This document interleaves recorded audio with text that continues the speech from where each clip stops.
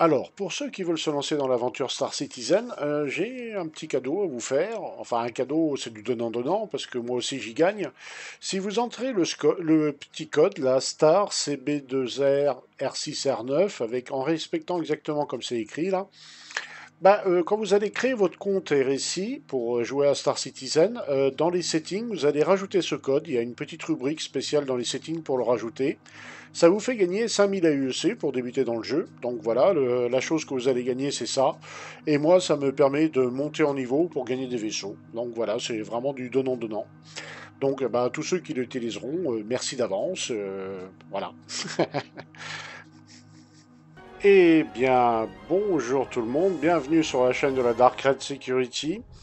Alors aujourd'hui, on va parler de la vie sociale dans Pyro en 4.0.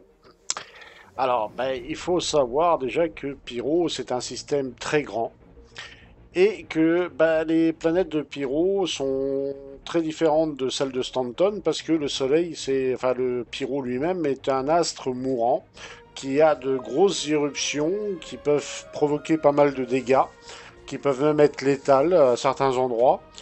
Et donc, comment vivent les gens là-bas? Ça dépend, parce qu'en fonction de leur éloignement par rapport à l'astre de Pyro, ils sont plus ou moins gênés. Il y a des endroits qui seront chauds et des endroits plus froids, bien sûr. Et Pyro, c'est pas comme Stanton avec des zones, des landing zones comme Horizon, New Babbage, Aira 18. Non, là-bas, c'est des petits avant-postes, des petits villages à droite à gauche. C'est clairsemé. C'est pas vraiment des gros trucs comme on a dans Stanton. Ça sera beaucoup plus disséminé, des petits avant-postes faits de briques et de broc. Et voilà, c'est décentralisé complètement et c'est tenu sous la coupe de factions pirates, voilà, plus ou moins brutales en fonction des factions. Et tout ça fait que vos réputations vont énormément compter quand vous allez à vouloir aller à certains endroits. Parce que dans certains endroits, si vous avez des bonnes réputations, vous serez correctement accueilli.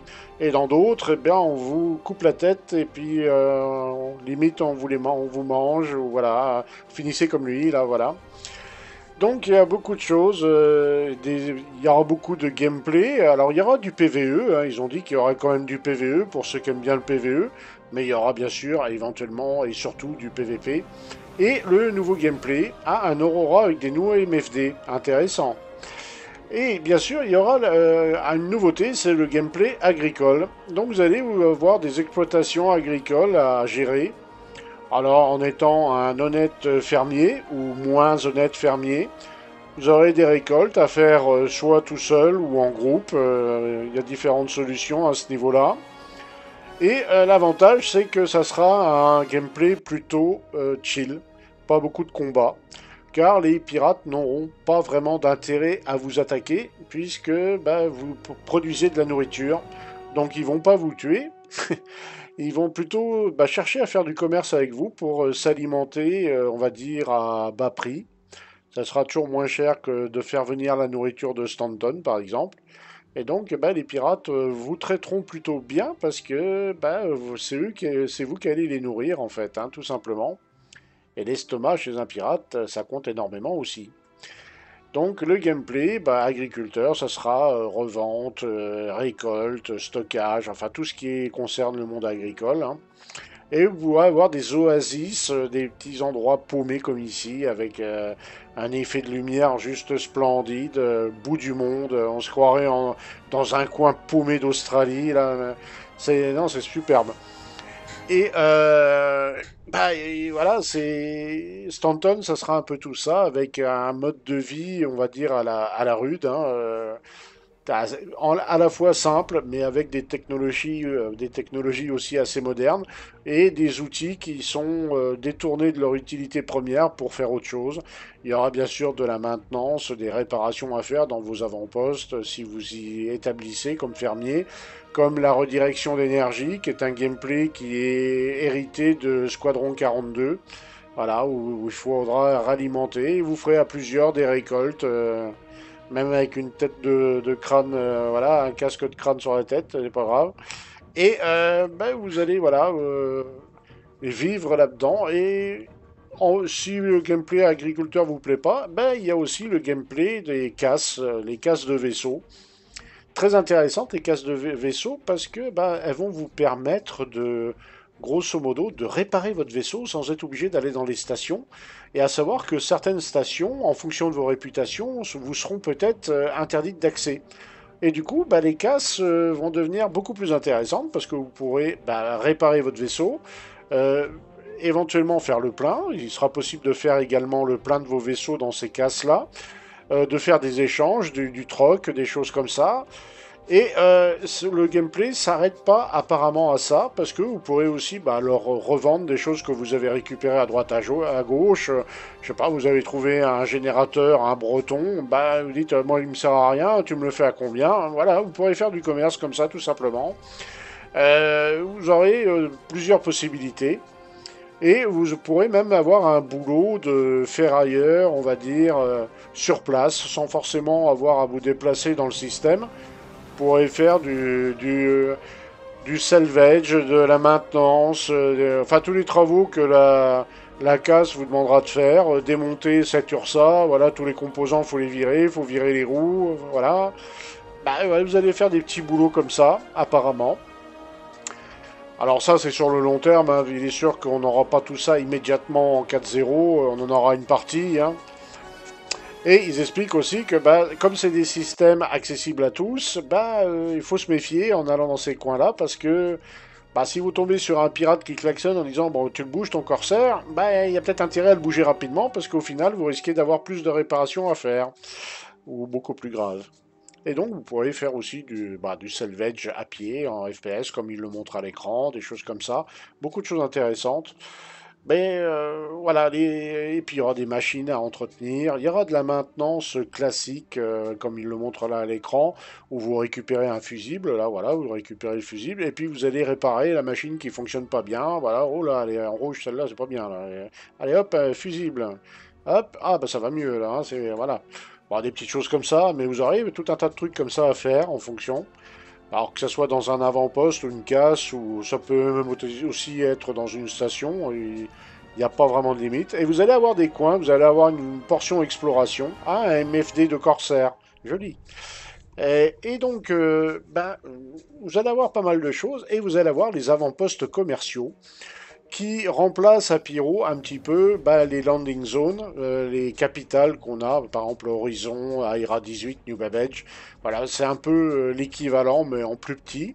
Mais vous allez trouver quand même pas mal de choses, comme des composants, des armes FPS, des munitions, des armures, enfin un peu de tout.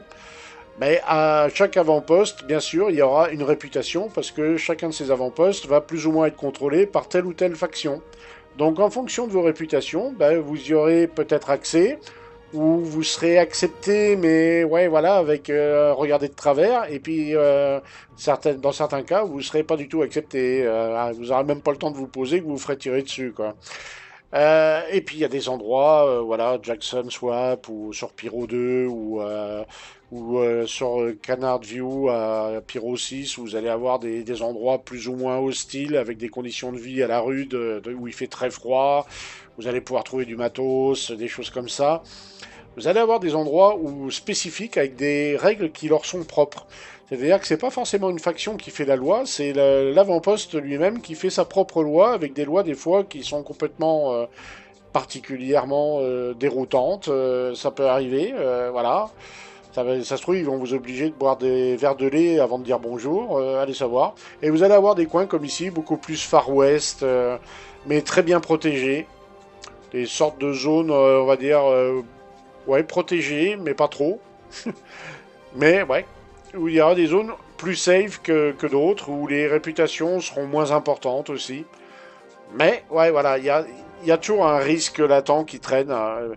Et on voit au design, à l'aspect de Pyro, que c'est quand même un coin dangereux, que c'est tenu principalement par les factions pirates. Et donc, bah, c'est des coupes-gorges, hein, ni plus ni moins, hein, faut pas se tromper. Ça a l'air confortable, mais là, même en étant assis, bah, on peut se faire tirer une balle dans le dos assez facilement.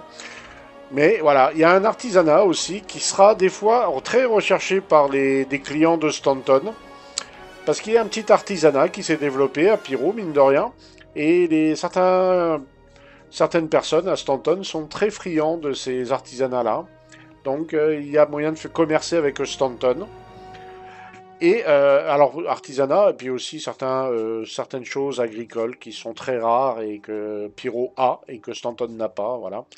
Donc voilà, on a toute une ambiance. Alors là, bien sûr, à l'écran, c'est joli, hein, ça met voilà. Alors ils ont dit aussi que bon bah voilà, ils ont voulu retranscrire un aspect familial. Quand on se pose dans ces coins-là, on a l'impression d'être un peu chez soi. Il y a le côté habitation, voilà, communautaire, pas cosy, mais accueillant. On se sent chez soi, quoi, grosso modo, mais tout en restant Star Citizen avec bah, ce qui fait Star Citizen. Voilà, ces consoles où on peut trouver des équipements, tout un tas de choses. Ça reste quand même un jeu. Stanton et Pyro, pardon, reste quand même un monde futuriste avec des coins paumés là au milieu de nulle part comme ici. Là, voilà, c'est voilà et apparemment mal famé le truc là, pas évident, hein, mais enfin bon, bref. Mais voilà, il y a tout un tas de trucs comme ça à découvrir. Et il y en a beaucoup, hein, ils en ont dispatché un peu partout dans le système. Voilà, ils voulaient nous expliquer qu'en fait, il y a possibilité quand même d'avoir des activités safe, mais c'est risqué quand même. Et là, ils nous montrent Pyro 5, la géante gazeuse, très belle, hein, très belle. Et puis le ciel, la skybox de Pyro est magnifique, hein. Et il y aura des coins bah, où on va sentir tout de suite l'écrasante dangerosité du clan qui y habite. On sent qu'ils ont pris bah, le pouvoir ici, et puis ils ont massacré les autochtones qui étaient, enfin les premiers colons, et ils ont été remplacés par ce clan. Ça devient très vite des endroits, des vrais coupe-gorge, voilà. Ils veulent par moment, on ressente ça aussi.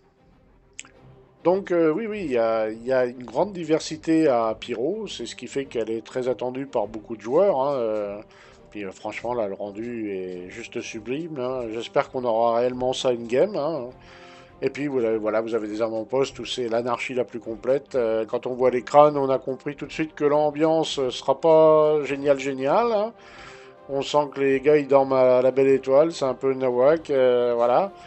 Ouais, il s'est passé des choses pas très claires ici, mais ouais, ils veulent montrer aussi que bah il y a eu des endroits qui ont connu une certaine déchéance après avoir vu une vie.